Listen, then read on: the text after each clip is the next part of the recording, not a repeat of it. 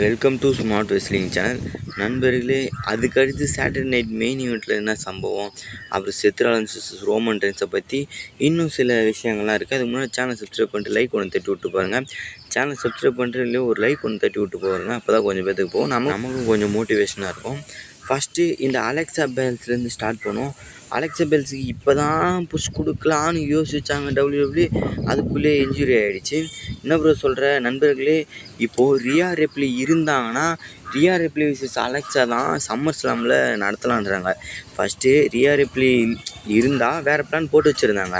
Riya ரெப்லி injury ஆகிடுச்சின்னு சொல்லிட்டு வேறு plan போட்டு வச்சுருந்தாங்க. இன்ஜுரி சம்மர் ஸ்லாமுக்குள்ளே சரியாக இருந்தால் அலெக்சா பெல்ஸ் கூட மோத வைக்கலான்னு பார்த்தாங்க. அதுக்கப்புறம் இன்ஜுரியும் சரியாகலையா, சரி ரெஸ்ட் கொடுக்கலாமேன்னு சொல்லிட்டு யோசிச்சாங்க. ஆனால் ரியாலிட்டிக்காகவுமே நீ ஜெட்கார்கள் அவங்களுக்கு எஸ்கபஸ்க்கு அடித்து அவங்களுக்கு இன்ஜுரி ஆகிட்டு கையில் பார்த்திங்கன்னா காயம்லாம் ஏற்பட்டிருக்கு. ஜெட்கார்கள் அட்டாக் பண்ணால் அவ்வளோதான், அப்படிதாங்க.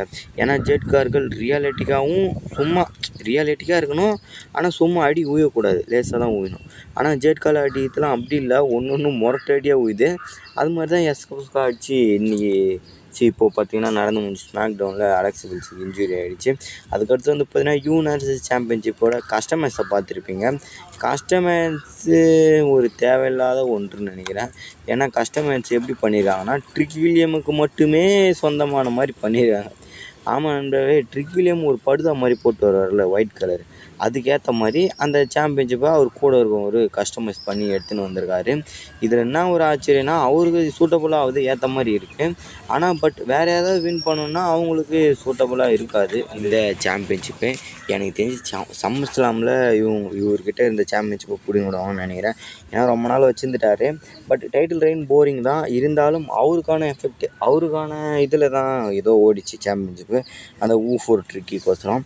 இப்போ வேறு பேரன் கார்பன் வேறு வந்திருக்காரு. பேரன் கார்பன் கார்மலைஸ் ட்ரிபிள் த்ரெட் மேட்ச்சு நடக்கிறதுக்கு வாய்ப்பு இருக்குது. ஏன்னா அந்த மேட்ச்சு ஃபினிஷே ஆகலை. அது வந்து பார்த்தீங்கன்னா பேரன் கார்பன் அட்டாக் பண்ணி இதாகிட்டுக்குது. அதனால் ட்ரிபிள் த்ரெட் சம்மர் ஸ்லாமில் இவங்களுக்குள்ள மேட்ச் வைக்கிறதுக்கு பாசிபிலிட்டி இருக்குது.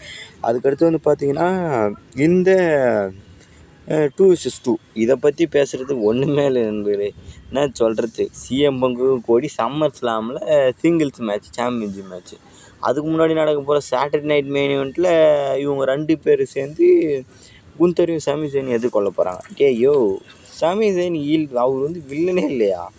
சமி ஜெயின் வில்லன் இல்லை, ஒரே ஒரு வில்லன் குந்தர் கூட சமி ஜெயினை சேர்த்து விட்டு இவங்க 2 பேர் சண்டை போடுற மாதிரி காமிச்சிருக்காங்க. இது எந்த விதத்தில் நியாயம், இது எதுக்கோசரம் பண்ணுறாங்கன்னு ஒன்றுமே புரியல. குந்தருக்கும் நிக்கானில்ஸுக்கும் தான் பார்த்திங்கன்னா சம்மர் ஸ்லாமில் மேட்ச் நடக்க போகுது. இப்போ சமி ஜெயினும் குந்தரும் டீம் அப் பண்ணுற மாதிரி இருக்கா ப்ரோ?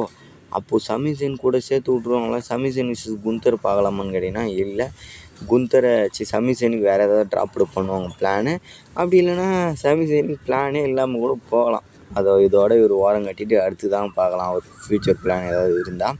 இப்போதைக்கு சமி ஜெயினுக்கு இதாங்க சாட்டர்டே நைட் ஈவெண்ட்டில் ஒரு மேட்ச் இருக்குது. குந்தர் கூட சேர்ந்து கோடியையும் சிஎம் பங்கையும் எதிர்கொள்ளணும். பார்க்கலாம். இது எனக்கு எப்படி தெரிஞ்சு இந்த குந்தர் டீம் ஜெயிக்கிறதுக்கு வாய்ப்பு இருக்குதுன்னு நினைக்கிறேன். ஏன்னா அதை வச்சு அப்படி ஜெயிச்சு பார்த்து அது பெரிய ப்ரால் ஆகி சிஎம் பங்க் கோடியும் அட்டாக் பண்ணி சிஎம் பங்க் ஹீல்டன் பண்ணுறதுக்கு பாசிபிலிட்டி இருக்குது.